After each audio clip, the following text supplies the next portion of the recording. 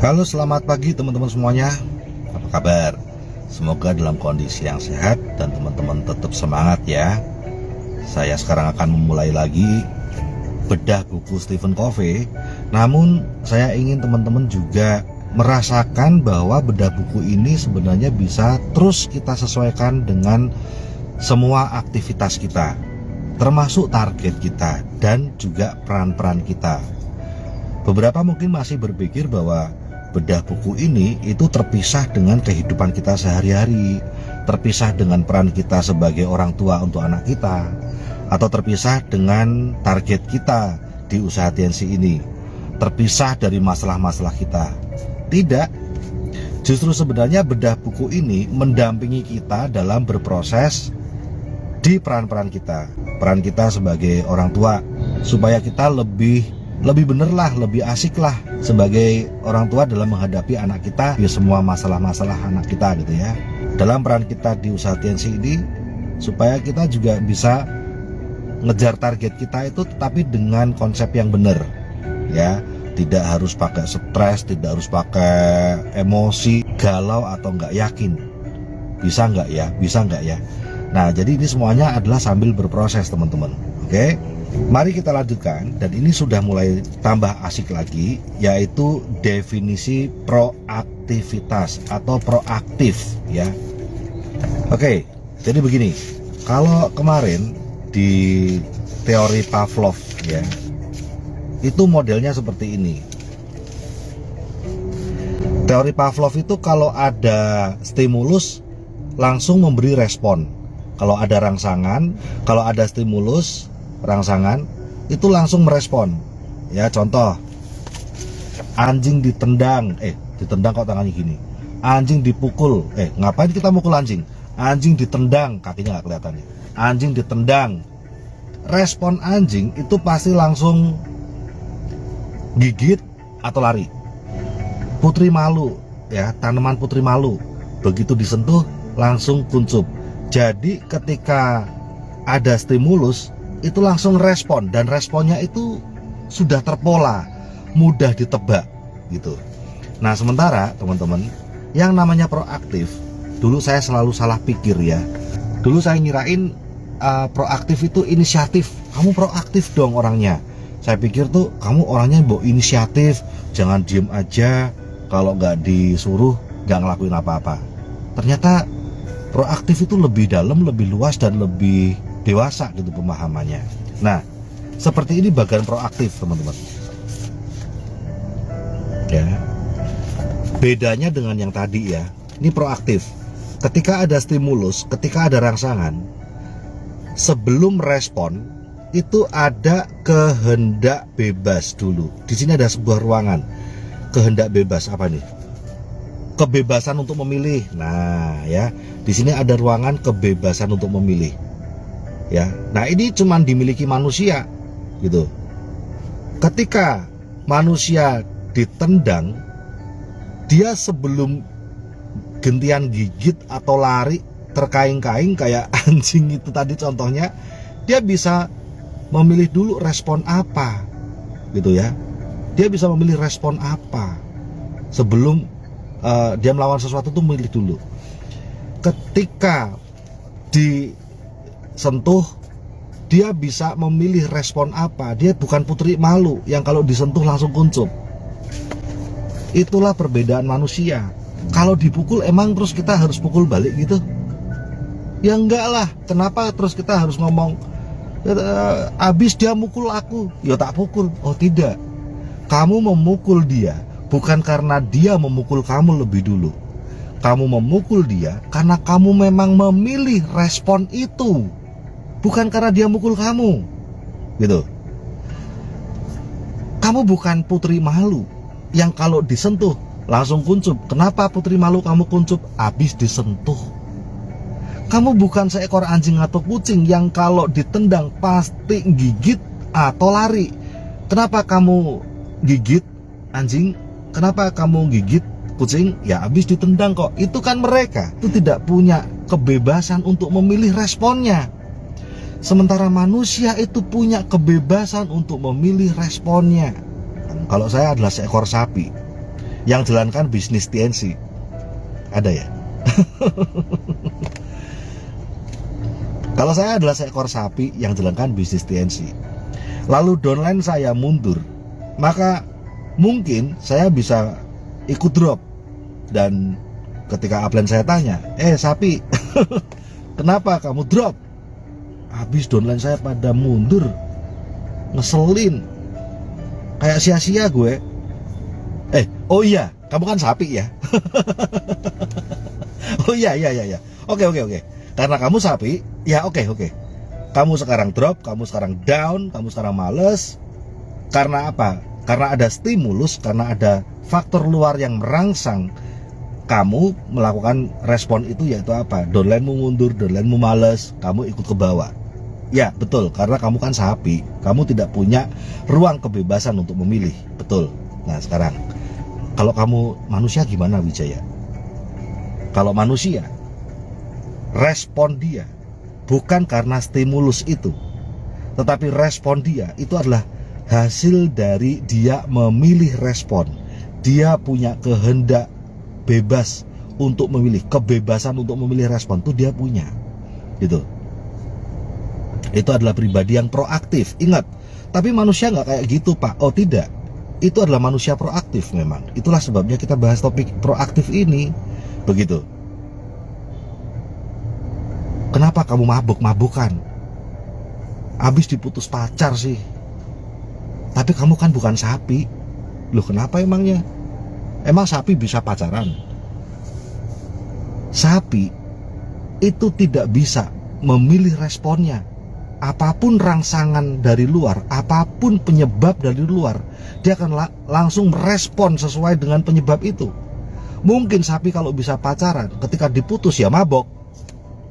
Tetapi kita manusia itu bisa memilih responnya apa atas semua stimulus kejadian dari luar. Tetapi kita adalah manusia bisa proaktif. Proaktif adalah seseorang yang punya kehendak bebas untuk memilih respon seperti apa. Sehingga jika saya diputus pacar saya, saya udah beberapa kali diputus pacar. Saya memang memang jago diputus pacar, raja diputus saya. Saya ingat ya teman-teman, beberapa kejadian ketika saya diputus pacar. Kejadian-kejadian yang saya belum dewasa secara karakter dan mental. Diputus pacar mabok, beli bir, tambahi anggur orang tua, ya toh, mabok sudah, muntah-muntah. Wah, nggak seru banget.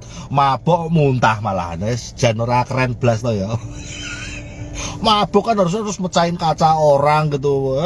Keren gitu kan, sok preman. Ini mabuk malah harus muntah, baru dikeroi. Saya juga pernah ketika saya diputus, lalu saya marah dan saya baretin sambil naik motor, saya baretin mobil orang di parkiran, merusak gitu ya. Pernah saya, nggak curhat. Nggak, ya gini loh, harus dikasih contoh yang bener gitu ya. Nah, itu adalah jenis respon yang tidak proaktif, ya. Saya merespon tapi sebagai korban. Saya merespon tapi tidak punya kebebasan untuk memilih respon seperti apa, gitu. Saya seperti binatang dan saya seperti tumbuhan, di mana kalau respon, kalau diginiin ya harus gini, gitu. Kayak gak ada pilihan lain. Kenapa lo mabok? Karena gue diputus pacar. Emang lo sapi? Kalau sapi pacaran terus dia diputus, emang mabok, mudah ditebak. Tetapi kamu manusia punya kebebasan untuk memilih responnya. Dia punya kebebasan untuk bereaksi seperti apa, asal dia menggunakan ruang itu, asal dia menggunakan ruang di antara stimulus dan respon. Tetapi kadang kebanyakan manusia, termasuk saya juga, yang tidak menggunakan itu. Padahal itu adalah pemberian Tuhan yang membedakan manusia dengan binatang dan dengan tumbuhan. Sehingga saya punya kejadian diputus pacar, tapi waktu itu saya ingat sekali bintang 7. Di peringkat bintang 7, saya diputus sama pacar. Ya, bukan Bu Sari, saya belum pacaran sama Bu Sari. Dan karena saya sudah membaca buku ini, Ketika diputus itu, saya kemudian malah membuat sebuah keputusan. Saya akan buktikan dari kejadian ini, kamu akan melihat saya sukses. Alasan dia mutus, dia orang kaya, saya masih naik motor, saya miskin gitu ya. Pokoknya gitu deh, ngeselin banget. Dan itu semakin dikuatkan ke dugaan saya itu dengan dia kemudian nggak pakai lama udah pacaran sama orang punya mobil Honda Jazz warna putih. Jadi waktu itu tuh emang saya kesel banget setiap kali lihat mobil Honda Jazz warna putih. Nah, tetapi respon saya justru membuat hal itu memang membuat saya marah. Tetapi setelah itu, setelah saya punya kesadaran, saya menggunakan ruang kehendak bebas ini. Saya menggunakan kebebasan untuk memilih respon. Dan saya memutuskan untuk saya mau sukses. Saya mau sukses. Gitu. Saya ingat-ingat terus gitu. Itu menjadi motivasi saya untuk sukses. Itu menjadi motivasi saya untuk oke, saya akan tunjukin sama kamu bahwa lewat kejadian ini kamu akan melihat saya akan punya mobil lebih bagus dari mobil pacar barumu itu. Gitu. Nah, itu respon yang sangat berbeda dengan kejadian yang sama saya alami, tapi saya belum punya kedewasaan karakter tahun-tahun sebelumnya. Dimana ketika mengalami hal yang sama, diputus pacar, tapi saya mabok, tapi saya baretin mobil gitu ya. Kalau sekarang tidak. Dan betul, akhirnya justru kejadian yang buruk itu, kejadian yang menyakitkan itu, justru malah bikin saya jadi salah satu penyebab saya jadi peraih reward Mercy. Dan saya ingat sekali saya bawa reward Mercy itu ke tempat dia ngajar karena dia dosen di UGM. Saya bawa ke sana, saya kasih majalah saya karena waktu itu kan saya diwawancara semua peraih reward, nggak cuma saya sih. Saya ada di majalah gitu ya. Saya kasih ke dia dan saya ucapin terima kasih. Terima kasih karena saya pernah mengenal dia. Terima kasih karena pernah bareng-bareng. Tidak harus sinis, tidak. Memang saya ucapin makasih tulus karena dia adalah malaikat menyamar yang dikirim Tuhan untuk bikin saya jadi peraih reward. Tanpa kejadian itu saya nggak pernah jadi peraih reward. Dan hal-hal seperti ini itu sering terjadi dalam hidup kita, bukan dalam artian diputus pacar, tapi kejadian-kejadian yang menyakitkan itu sering terjadi dalam kehidupan kita. Nah, seperti apakah respon kita? Apakah kita punya kebebasan untuk memilih respon, atau kita akan hilangkan ini? Karena kalau kita tidak gunakan kebebasan untuk memilih respon atas stimulus yang terjadi, maka kita akan seperti teori Pavlov. Kita akan seperti binatang atau hewan, di mana ketika ada stimulus langsung respon, gak ada ini. Itu sebabnya ketika kita semakin dewasa dalam proaktif ini, kita nggak mudah kebakar hoax, kita nggak mudah dibakar massa. Ayo. Kita tidak mudah ikut panas membenci seseorang, sekelompok atau apapun hanya karena ada orang-orang lain yang satu kelompok dengan kita membenci mereka. Saya punya kebebasan untuk memilih respon saya. Saya kasih contoh. Bu Sari itu pokoknya gak suka banget dengan salah satu saudara dia, bukan saudara kandung ya, dengan salah satu sepupu dia, gak suka banget. Dan memang sih ada kejadian yang amat sangat menyakitkan di saat dulu ya, waktu masa remaja dulu, waktu dia belum menikah gitu. Itu nyakitin hatinya sekali dan itu sangat membekas. Nah, kebetulan saudara itu ada di Jogja gitu ya.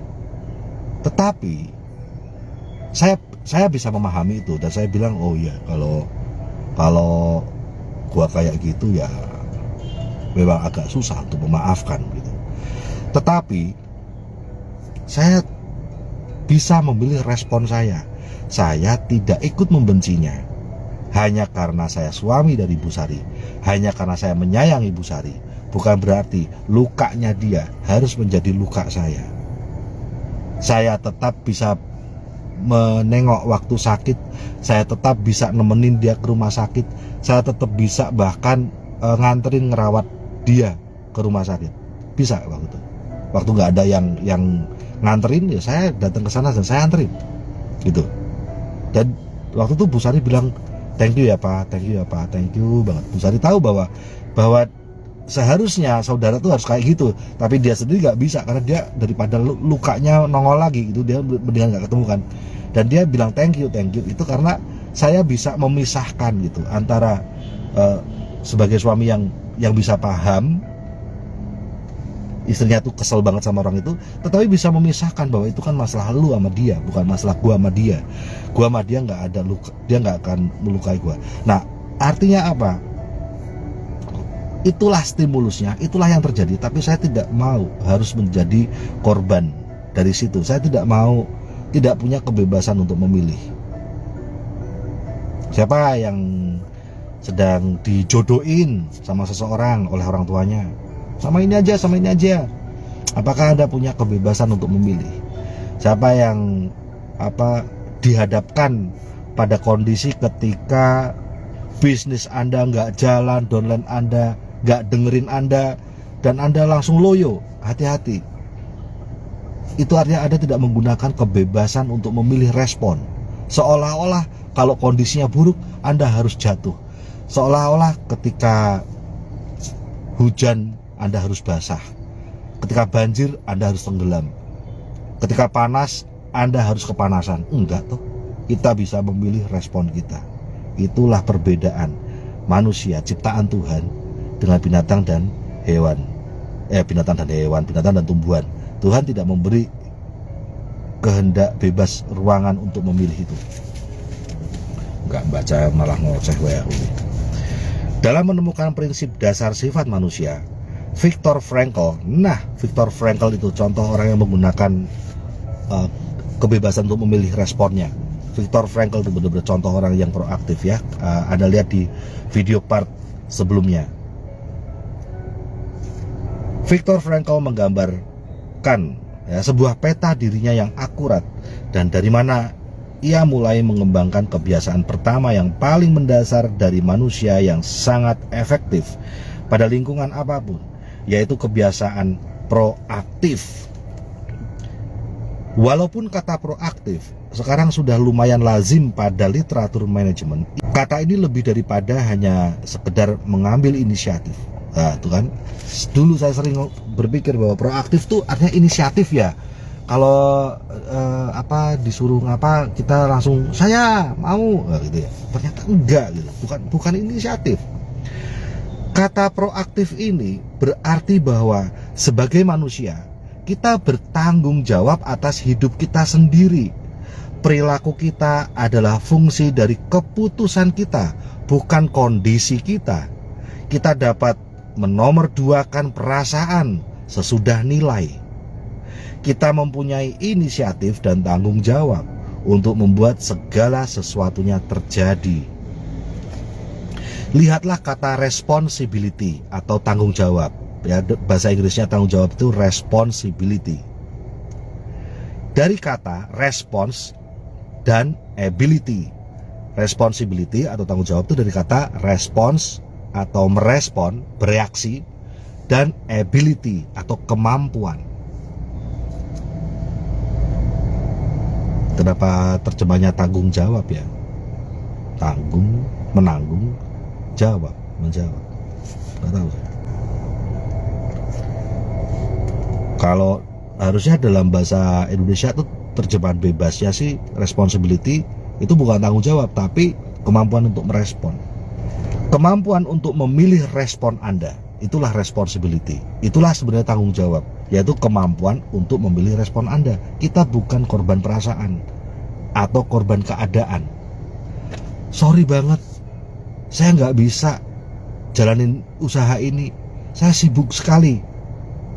Seolah-olah bahwa keadaan sibuk itu akan membuat semua orang mati bisnisnya.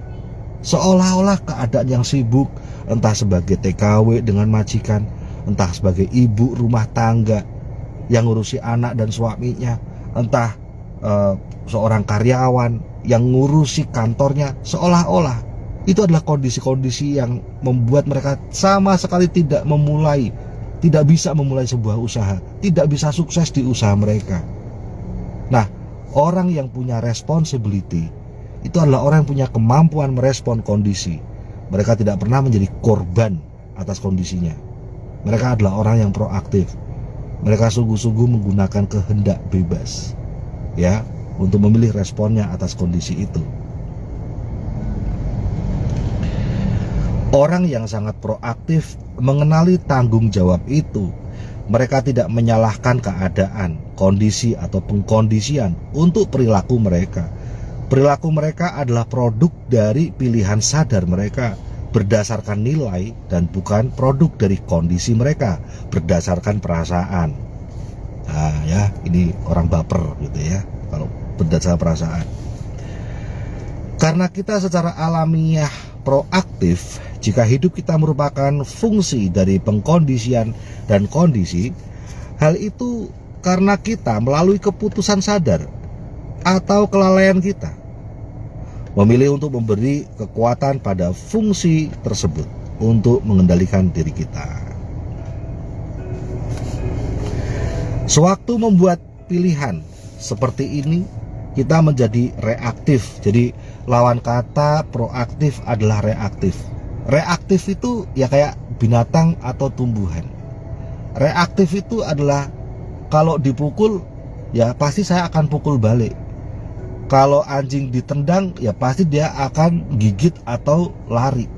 Kalau putri malu disentuh pasti daun itu akan menguncup. Itu reaktif. Ya, dia tidak proaktif.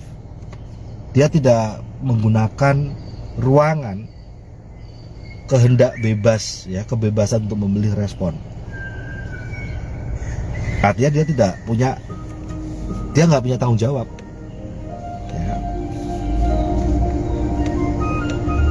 Oke. Orang yang reaktif seringkali dipengaruhi oleh lingkungan fisik mereka. Jika cuaca bagus mereka merasa senang, jika tidak, cuaca itu mempengaruhi sikap mereka dan prestasi kerja mereka. Orang yang proaktif dapat mengatur cuaca mereka sendiri. Entah harinya hujan atau cerah, tidak ada bedanya bagi mereka. Mereka digerakkan oleh nilai-nilai mereka. Dan jika nilai mereka adalah untuk menghasilkan kerja yang berkualitas, maka nilai ini bukanlah suatu fungsi dari cuaca yang menyokong atau tidak. Orang yang reaktif juga dipengaruhi oleh lingkungan sosial mereka, oleh cuaca sosial. Ketika orang memperlakukan mereka dengan baik, mereka merasa senang. Jika orang tidak memperlakukan mereka dengan baik, mereka menjadi defensif atau protektif alias bete. Orang yang reaktif membangun kehidupan yang emosional mereka di sekitar perilaku orang lain, memberi kekuatan pada kelemahan orang lain untuk suka mengendalikan mereka, untuk bisa mengendalikan mereka. Lemah banget, sisi emosionalnya lemah banget. Hanya karena berhadapan dengan orang yang lebih tua, lalu apapun pendapat orang yang lebih tua itu pasti bener kan, gue anak kecil. Hanya karena berhadapan dengan orang yang jabatannya lebih tinggi, lalu berpikir pasti orang itu pasti lebih bener karena dia jabatan lebih tinggi dari gue gitu. Kalau di hadapan kepada orang yang hubungannya dekat, orang tua, saudara, om, paman, kesannya kayak mereka adalah orang yang lebih benar. Gua nggak bisa berpendapat itu, ya. Tidak punya cuacanya sendiri. Kalau hujan ya saya basah, kalau panas ya saya kepanasan. Saya tidak punya cuaca sendiri. Saya tidak proaktif. Saya nggak punya nilai, nggak punya prinsip, gitu. Ya, saya memasrahkan kehidupan saya atas prinsip orang lain, terlepas benar atau salah. Itu bukan proaktif, teman-teman. Dia nggak punya ruangan kebebasan untuk memilih responnya sama sekali, dan dia selalu jadi korban, gitu ya. Kenapa kamu menikah dengan dia? Disuruh sama orang tua saya. Kenapa kok kamu mundur? Dilarang oleh suami saya. Kenapa kok kamu nggak pernah nongol live stream? Saya lagi sibuk ngurusin anak. Kenapa kok kamu sekarang ngilang, nggak pernah kelihatan di grup WhatsApp? Saya lagi ada masalah keluarga. Kenapa nggak jadi CP? Kok nggak punya belanja pribadi, uang saya dipakai untuk kebutuhan keluarga. Jawaban-jawaban seperti ini teman-teman, kalau Anda sudah memahami topik proaktif ini ya, jawaban-jawaban seperti ini, Anda langsung bisa mendeteksi itu adalah jawaban yang berangkat dari orang yang tidak punya nilai dalam dirinya. Artinya dia tidak punya kebebasan memilih respon dan dia selalu menjadi korban atas setiap kondisi dari luar. Padahal bukankah kita entah di luar negeri, entah di Indonesia, entah TKW, entah ibu rumah tangga, entah menikah, entah single, bukankah kita selalu ada dalam kondisi-kondisi di sekitar kita, punya kondisi di sekitar kita, punya kesibukan apapun.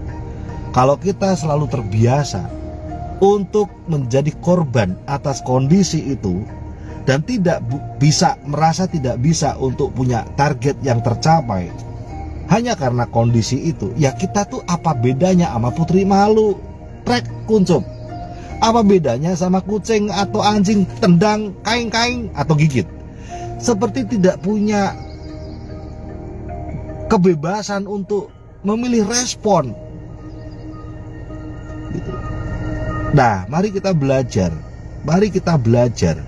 bahwa manusia, kenapa dia istimewa, kenapa dia begitu mulia. Kalau dalam agama saya adalah bahkan menyerupai gambaran Allah gitu ya, menyerupai, ada sifat-sifat Allah di sana gitu loh yang diberikan ya. Kalau kita ngelahirin anak itu kan ada sifat-sifat yang diberikan ya. Jadi punya kuasa tapi bukan maha kuasa itu kan, punya kemuliaan tapi kan bukan maha mulia gitu ya. Nah, kita punya sifat-sifat Allah itu supaya kita menggunakannya untuk memilih respon kita dan tidak menjadi korban atas kondisi kita, seolah-olah itu semuanya membuat kita tidak berdaya ya. Kemampuan untuk menomorduakan impuls sesudah nilai merupakan inti orang yang proaktif. Orang yang reaktif digerakkan oleh perasaan, oleh keadaan, oleh kondisi, oleh lingkungan mereka. Orang yang proaktif digerakkan oleh nilai. Nilai-nilai yang sudah dipikirkan secara cermat, diseleksi dan dihayati. Orang yang proaktif tetap dipengaruhi oleh stimulus luar, entah fisik, sosial, atau psikologis. Namun respons mereka terhadap stimulus tersebut, sadar atau tidak sadar, didasarkan pada pilihan atau respon yang didasarkan nilai tertentu. Eleanor Roosevelt pernah mengemukakan, tak seorang pun dapat menyakiti Anda tanpa persetujuan Anda. Bagus ya. Tak seorang pun dapat menyakiti Anda tanpa persetujuan Anda. Tak seorang pun dapat menyinggung Anda tanpa persetujuan Anda. Misalnya nih, ini contoh ekstrim. Ini karena pernah saya bawakan di seminar nih. Ketika orang mengatakan sama saya, Wijaya, anjing lu. Tak seorang pun bisa menyakiti saya. Apakah hanya karena dia mengatakan itu lalu saya tersakiti? Saya hanya tersinggung, saya hanya tersakiti kalau saya menyetujui. Kalau saya mengizinkan, saya tersinggung, maka saya bisa tersinggung dengan hal itu. Tapi ketika saya tidak mengizinkan diri saya untuk tersinggung, ya saya nggak akan tersinggung. Respon saya mungkin hanya guguk guguk guguk. Paham? Karena ketika dia mengatakan itu, anjing lu sama saya, itu bukan mencerminkan siapa saya, itu mencerminkan siapa dia.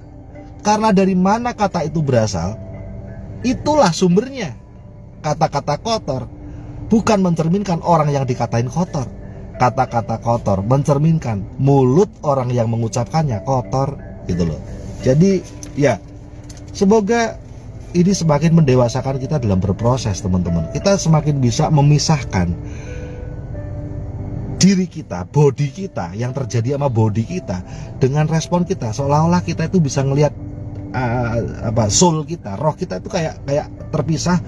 Sebelum ketika kita dipukul, sebelum teriak tuh kita kayak mau bisa memilih dulu, gue mau teriak, gue mau ngapain tuh bisa memilih dulu gitu ya. Ingat ya teman-teman, tidak ada seorang pun yang bisa menyakiti Anda kecuali atas persetujuan Anda. Jadi kalau ada orang tersakiti, kenapa yem? Tersakiti kenapa yem? Pak Ijo nyakitin aku. Pak Ijo amal cuminten. Ya kamu tersakiti yem, karena kamu menyetujui, karena kamu mengizinkan dirimu untuk tersakiti. Seandainya kamu tidak mengizinkan dirimu untuk tersakiti, kamu gak akan sakit kok. Gitu. Nah itu butuh kedewasaan. Ya. Nah ini sekarang kata-kata Mahatma Gandhi. Mereka tidak dapat merenggut harga diri kita jika kita tidak memberikannya kepada mereka. Bahkan tidak ada orang yang bisa menghina kita selama kita tidak mengizinkan diri kita merasa terhina. Gitu. Ya. Biarin aja mereka menghina. Apakah terus kita kemudian harga diri kita terinjak-injak karena hinaan mereka? Ya enggak lah. Ya. Kita merasa terinjak-injak ya karena kita mengizinkan perasaan kita terinjak-injak. Gitu. Kalau kita tidak mengizinkan perasaan kita terinjak-injak, kita biarin aja.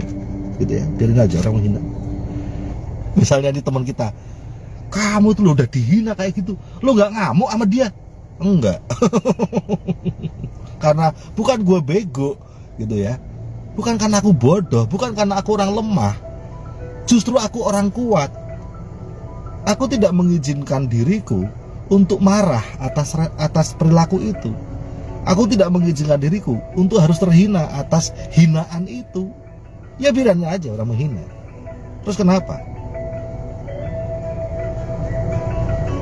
Nah, sekarang Anda mengerti beberapa pemimpin kita ya itu biasa aja dicaci maki gitu. Bahkan saya sangat kagum dengan Pak Jokowi karena dia proaktif. Dia punya ruangan yang sangat besar dalam dirinya, kebebasan memilih respon. Dimaki-maki banyak orang, ya santai aja. Tidak pernah ngelaporin satupun orang yang menghinanya. Begitu pula anak-anaknya dihina, dicaci maki, nggak ada satupun yang ngelaporin. Kenapa? Mereka tidak pernah merasa terhina. Bukan karena hinaan itu benar, tapi mereka tidak mengizinkan dirinya terhina. Kebebasan mereka memilih respon sangat besar. Berbeda dengan orang yang dikit-dikit ngelaporin, dikit-dikit ngelaporin polisi, pencemaran nama baik. Alah, Oke. Reaktif banget gitu, itu reaktif banget. Saya menjadi saya yang hari ini karena pilihan yang saya buat kemarin. Berikutnya karena bagus nih, ini ada kisah, ada banyak kisah di sini ya, bagus nih. Kita stop dulu teman-teman, dan semoga bedah buku Stephen Covey ini di topik yang sekarang bisa mendampingi kegiatan Anda dan kegiatan saya untuk bisa memilih respon. Nah, latihannya apa nih? Yuk, latihannya kita sekarang kejar target kita sambil kita melihat kondisi yang mungkin menjadi penghalang atas target kita. Lalu kita sekarang bisa lebih dewasa. Respon apa aku? Setiap kali kejadian-kejadian ya yang terjadi pada kita hari ini, kita sebelum out, sebelum gigit ya atau sebelum kincup ya, kita stop dulu dan kita bertanya dalam diri sendiri, respon apa yang akan aku berikan atas kejadian ini. Itu kita menjadi lebih dewasa loh teman-teman. Bagaimana dengan CP kita? Bagaimana dengan target CP? Bagaimana dengan target royal? Bagaimana dengan target membangun 4 kaki CP? Bagaimana dengan target kita namun kondisinya sekarang lagi downline pada down? Bagaimana kita dengan target kita tapi kondisinya sekarang lagi ribut sama keluarga? Bagaimana target kita dengan situasi yang sekarang lagi lagi galau, atau lagi majikannya lagi betein, atau lagi kondisi nggak punya duit? Nah, bagaimana cara kita merespon kondisi-kondisi luar itu dan tetap fokus sama target kita? Ya, sekarang kita lebih dewasa harusnya. gitu. Oke, sip. Sukses selalu. Go 4 leg CP for freedom.